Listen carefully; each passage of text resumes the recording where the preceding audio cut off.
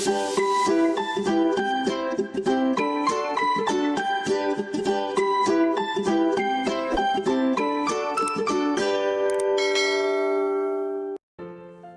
Friends, ഇന്നത്തെ recipe ഒരു special റെസിപ്പിയാണ്. ഫലാഫൽ എന്ന് പറയും. ട്രഡീഷണൽ അറബിക് ഡിഷുകളുടെ കൂട്ടത്തിൽ എല്ലാവരുടെയും ഫേവറേറ്റായ ഒരു ഡിഷാണ് ഫലാഫൽ. ഇത് സ്റ്റാർട്ടറായിട്ടും സ്നാക്കായിട്ടും പിന്നെ സാൻഡ്വിച്ച് ഫില്ലിംഗ് ആയിട്ടും എല്ലാം യൂസ് ചെയ്യാൻ പറ്റുന്ന നല്ലൊരു ഡിഷാണ്. ഇതിനുള്ള ഇൻഗ്രീഡിയൻസ് എന്തെല്ലാമെന്ന് നോക്കാം.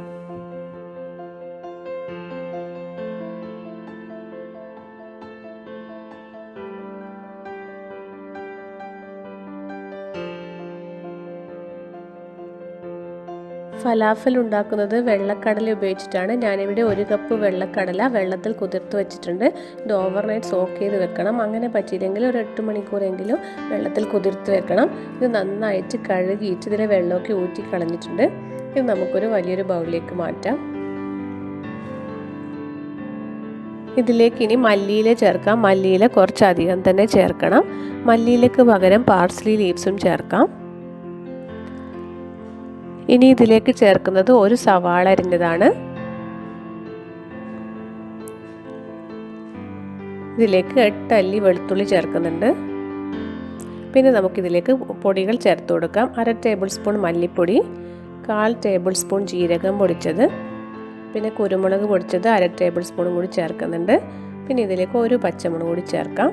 എല്ലാം കൂടി നന്നായിട്ട് മിക്സ് ചെയ്തെടുക്കാം. ഇങ്ങനെ മിക്സ് ചെയ്തെടുത്താൽ നമുക്ക് പെട്ടെന്ന് മിക്സിയുടെ ജാറിലിട്ട് പൊടിച്ചെടുക്കാൻ പറ്റും.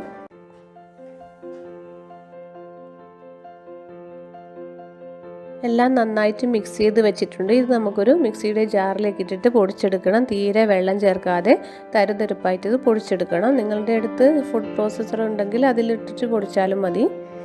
ഞാനിവിടെ മിക്സിയുടെ ജാറിലിട്ടിട്ടാണ് പൊടിച്ചെടുക്കുന്നത്. പരിപ്പ് വടയെല്ലാം ഉണ്ടാക്കുന്ന പോലെ കുറച്ചൊരു തരിയായിട്ട് വേണം പൊടിച്ചെടുക്കാൻ വേണ്ടിയിട്ട്. എല്ലാം പൊടിച്ചെടുത്തിട്ടുണ്ട്.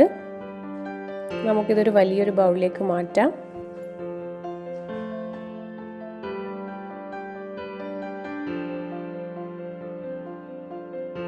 എല്ലാം നന്നായിട്ട് പൊടിച്ചെടുത്തിട്ടുണ്ട്.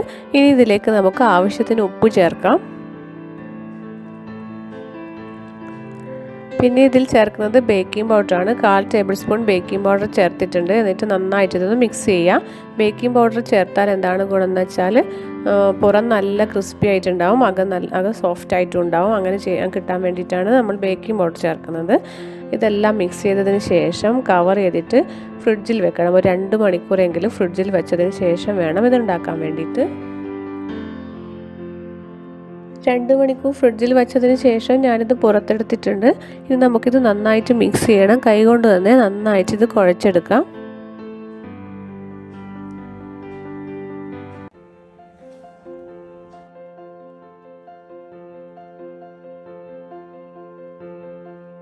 ഇതിൽ നിന്നും കുറച്ചായിട്ട് എടുത്തിട്ട് ഉരുട്ടിയെടുക്കണം. ഒരു ചെറിയ നാരങ്ങ വലിപ്പത്തിലുള്ള ഉരുളകളാക്കിയിട്ടാണ് ഞാനിത് ഉണ്ടാക്കിയെടുക്കുന്നത്. നിങ്ങൾക്ക് വേണമെങ്കിൽ ഏത് ഷേപ്പിലും എടുക്കാം. കട്ട്ലറ്റെല്ലാം ഉണ്ടാക്കുന്നത് പോലെ അതേ ഷേപ്പിൽ വേണമെങ്കിൽ അങ്ങനെ ഉണ്ടാക്കിയെടുക്കാം. ഇതെല്ലാം ഉരുട്ടിയതിന് ശേഷം ഒരു പ്ലേറ്റിൽ വെച്ച് കൊടുക്കാം.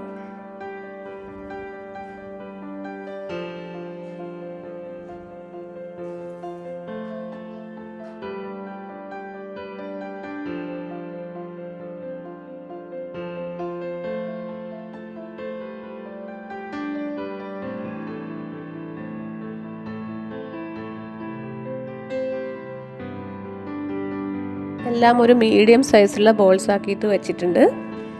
ഇനി നമുക്കിതെല്ലാം ഫ്രൈ ചെയ്തെടുക്കണം. ഫ്രൈ ചെയ്യാനായിട്ട് ഞാനിവിടെ കുറച്ച് എണ്ണ ചൂടാക്കാൻ വെച്ചിട്ടുണ്ട്. എണ്ണ ചൂടായതിന് ശേഷം നമുക്ക് ഓരോ ഫലാഫൽ ബോൾസ് ഇതിലേക്ക് ഇട്ടിട്ട് ഫ്രൈ ചെയ്തെടുക്കണം. എപ്പോഴും ഒരു മീഡിയം ഫ്ലെയിമിൽ ഇട്ടിട്ട് വേണം ഫ്രൈ ചെയ്യാൻ വേണ്ടിയിട്ട്. അതുപോലെ തന്നെ ഓരോ സൈഡും ഇങ്ങനെ തിരിച്ചിട്ടുകൊണ്ടിരിക്കണം. എല്ലാ സൈഡും ഒരുപോലെ ബ്രൗൺ കളർ ആവുന്നത് വരെ ഒന്ന് ഫ്രൈ ചെയ്യണം. കണ്ടില്ലേ, ഇപ്പോൾ തന്നെ കളർ കുറച്ച് ചേഞ്ച് ആയിട്ട് ഗോൾഡൻ ബ്രൗൺ കളർ ആയി വന്നിട്ടുണ്ട്. എല്ലാ സൈഡും ഒരുപോലെ ബ്രൗൺ കളർ ആയി വരുമ്പോൾ നമുക്കിത് എണ്ണയിൽ നിന്നും കോരി മാറ്റാം.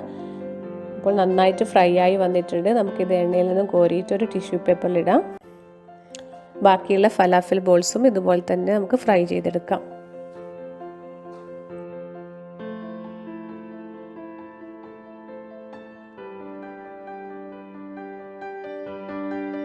നല്ല ടേസ്റ്റി ആയിട്ടുള്ളൊരു റെസിപ്പിയാണിത്.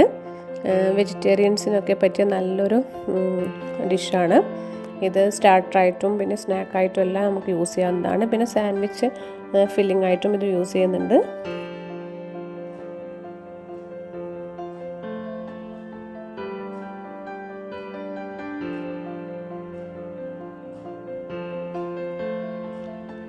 നമ്മുടെ ഫലാഫിൽ ബോൾസ് എല്ലാം റെഡി ആയിട്ടുണ്ട്. എല്ലാം നന്നായിട്ട് ഫ്രൈ ചെയ്തെടുത്തിട്ടുണ്ട്.